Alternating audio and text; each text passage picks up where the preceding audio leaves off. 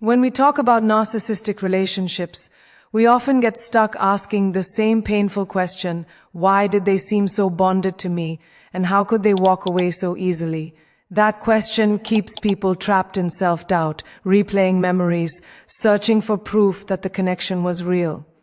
But today we are here to shift that focus, not to invalidate your experience, but to clarify it.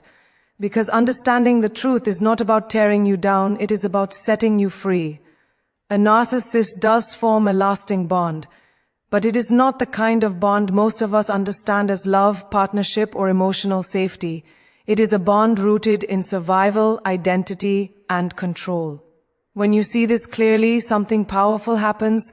The story stops being about your worth and starts being about their limitations. You begin to realize that what felt personal was actually patterned, predictable, and deeply psychological. This awareness is not meant to harden your heart, it is meant to steady it. Because once you stop competing with an illusion, you stop shrinking yourself to be chosen. You stop trying to earn consistency from someone who was never capable of offering it. And in that moment, the real motivation begins. Not to prove your value to someone who could not see it, but to reclaim your energy, your clarity, and your sense of self. Today's message is not about the narcissist at all. It is about you stepping out of confusion and into truth. And when truth replaces hope, built on fantasy, healing is no longer delayed, it finally begins. In many narcissistic relationships, the most painful realization is not that you are discarded, but that you were never competing with another person in the first place.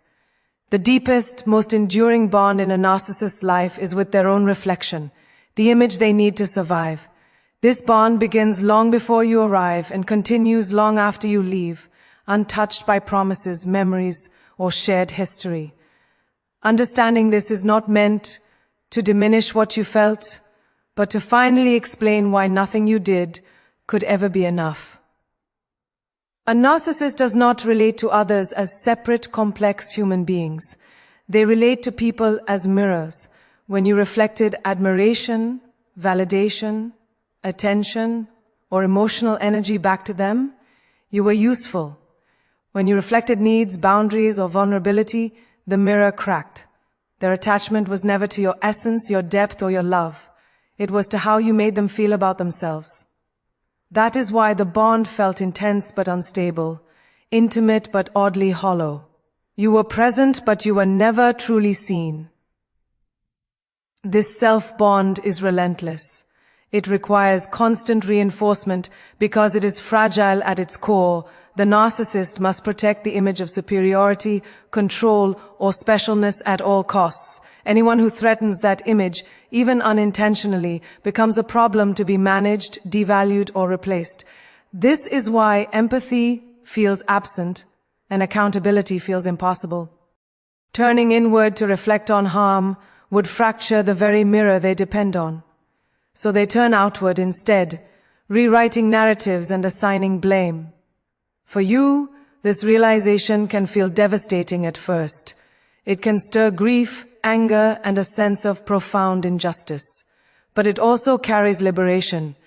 If the bond was never truly with you, then the failure was never yours. You were not unlovable, forgettable, or lacking. You were simply human in a dynamic that required you to be an object. The moment you stop trying to be a better mirror is the moment you reclaim your autonomy. In your life, this insight invites a powerful shift. You begin to stop personalizing their withdrawal, their cruelty, or their indifference. You recognize patterns instead of chasing closure. You learn that consistency, mutual care, and emotional safety are not rewards you earn. They are baselines you deserve. And slowly, the focus returns to where it always should have been. Your healing, your boundaries, your self-trust. When you step away from someone bonded only to themselves, you are not losing a soulmate. You are leaving an illusion that demanded you disappear, and in that space where you once tried to be enough for someone else's reflection, you finally have room to be whole, grounded and real. Learning to form bonds that are reciprocal, secure, and rooted in truth rather than performance. One of the most confusing experiences in your life may have been realizing that what you called love in a narcissistic relationship did not behave like love at all. It felt intense, consuming, and deeply emotional, yet it lacked the safety and reciprocity that define real connection. This confusion happens because narcissists often mistake attachment for connection, and they pull you into that same illusion. Understanding this distinction can be one of the most grounding and empowering shifts you will ever make. For a narcissist, attachment is about control, reassurance, and regulation of their inner world. It is not about mutual growth or emotional intimacy. When they say they love you, what they often mean is that you serve a function, you stabilize their sense of self, affirm their importance, or help them avoid feelings of emptiness and inadequacy. This creates a dynamic where closeness feels intense but conditional. As long as you comply, agree, or prioritize their needs, the attachment remains intact. The moment you assert yourself, the bond feels threatened. Control is often mistaken for passion in these relationships. The constant communication, jealousy, or emotional volatility can look like investment, but it is actually fear of losing control over the attachment. The narcissist may monitor your behavior, test your loyalty, or subtly undermine your confidence, all while claiming deep emotional connection. Over time, you may find yourself shrinking, explaining, or overgiving in order to preserve what you believe is love. What you are actually doing is maintaining their attachment, not building connection. Connection requires curiosity, empathy, and accountability. It allows for differences, repair after conflict, and shared emotional reality. Narcissistic attachment cannot tolerate these elements because they challenge the narcissist's need to remain dominant and unexamined. Vulnerability feels dangerous to them, so they replace it with performance or manipulation. The relationship becomes an illusion of closeness, rather than a lived experience of being known. In your life, this illusion can be deeply destabilizing. You may question your instincts, blame yourself for the breakdown, or feel addicted to the emotional highs and lows. But when you begin to see that attachment is not the same as connection, clarity emerges. You recognize that love does not require you to abandon yourself. You understand that consistency should not feel like a reward, and that emotional safety is not something you negotiate for. This realization is not about becoming cynical, it is about becoming discerning. You start to value relationships that feel calm, mutual, and grounded, rather than dramatic and consuming. You learn to recognize when someone is trying to attach to you rather than connect with you. And in choosing connection over illusion, you step out of survival mode and into a life where love feels expansive instead of controlling, supportive instead of destabilizing, and rooted in reality rather than fantasy. One of the most haunting contradictions you may carry after a narcissistic relationship is this: you feel irreplaceable, yet you were replaced. This paradox can keep you stuck, oscillating between feeling special and feeling disposable. The truth is more nuanced and far less personal than it appears. In narcissistic dynamics, no one is ever truly chosen, even though many people cycle through the role you once occupied. Understanding this can be the moment your self-blame finally loosens its grip. To a narcissist, people are not individuals to be known deeply, they are roles to be filled. You were not chosen for who you are at your core, but for how well you fit a need at a particular moment. When you met that need, offering admiration, emotional labor, stability, or identity reinforcement, you became central. When the need shifted or the cost of maintaining you increased, the role was reassigned. This is why replacements feel fast and strangely similar. The narcissist is not moving on from you. They are rotating supply. Yet despite this rotation, no one ever truly replaces you. Each person brings a different reflection, a different way of propping up the narcissist's self-image. What they miss is not you as a human being, but the specific regulation you provided.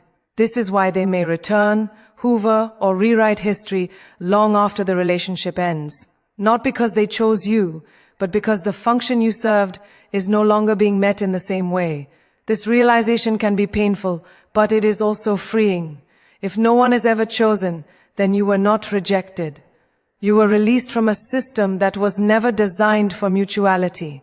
The longing you feel is not proof of a lost soulmate. It is the residue of an uncompleted trauma bond. And the relief you sense when you stop trying to be chosen is the beginning of emotional autonomy. In your life, this insight changes how you measure worth. You stop comparing yourself to the next person. You stop wondering what they have that you did not. You begin to see that being chosen by someone incapable of choosing deeply is not a prize, it is a trap. Real choosing involves commitment, empathy, and the willingness to stay present even when things are uncomfortable. When you internalize this truth, your focus shifts inward. You choose yourself in ways you may never have been allowed to before. You build a life where love is not about competition or survival, but about alignment and safety. And in doing so, you step out of the narcissist's revolving door and into relationships where being chosen is not fleeting, conditional, or symbolic, but real, grounded, and sustained through genuine care. Breaking the spell of a narcissistic relationship is not a single moment of clarity, it is a gradual awakening. For a long time, you may have believed that the connection you shared was rare, fated, or forever. That belief often keeps people tethered to pain long after the relationship ends. It is not because you are weak or naive, but because the dynamic was built to override your intuition and keep you emotionally invested. Realizing that the forever bond was never meant for you is not a loss of hope. It is a return to reality. Narcissistic relationships thrive on intensity rather than depth. Early closeness, grand promises, and emotional urgency create the illusion of something timeless. You are pulled into a story where leaving feels like betrayal and staying feels like loyalty. Over time, this illusion becomes internalized. You begin to measure your worth by whether the bond survives, even as it costs you your peace, your voice, and your sense of self. The spell is not love, it is conditioning. When the spell begins to break, it can feel disorienting. You may grieve not just the person, but the future you imagined, the version of yourself who believed hard work could fix what was fundamentally broken. This grief is valid, but clarity follows grief when you allow yourself to see the pattern without romanticizing it. The inconsistency, the emotional withholding, the cycles of idealization and devaluation were not obstacles to forever. They were proof that forever was never the goal. In your life, breaking this spell requires radical self-honesty. It means acknowledging that a bond that demands self-abandonment is not destiny. It means recognizing that intensity without safety is not intimacy. As you let go of the fantasy, you reclaim your nervous system. Your body begins to relax. Your mind no longer scans for signs or signals. You stop interpreting silence as meaning and chaos as chemistry. This realization is deeply empowering. The forever bond was never meant for you because it would have required you to stay small, silent, and adaptive. You were meant for something else. Relationships where effort is mutual, where repair is possible, and where love does not feel like a test you are constantly failing. Letting go is not giving up. It is choosing alignment over illusion. When the spell fully breaks, something remarkable happens. You stop waiting. You stop hoping for closure from someone who cannot provide it. You become present in your own life again. And in that presence, you open the door to bonds that are not dramatic or consuming, but steady, respectful, and real. The forever that was never meant for you makes space for a future that finally is. The most powerful ending to this journey is not about what the narcissist did or failed to do. It is about what you now see clearly. Awareness is not just knowledge, it is freedom. When the illusion dissolves, you are no longer chasing explanations, replaying conversations, or waiting for validation that will never arrive. You step out of confusion and into grounded truth. This clarity allows you to release the need to be chosen by someone who was never choosing in the first place. You no longer confuse intensity with intimacy or attachment with love.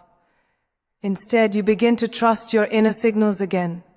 The quiet sense of safety, consistency, and mutual care that was missing before. You stop asking why it hurt so much and start understanding why it could never have healed while you stayed. Your healing does not require their regret, their apology, or their insight.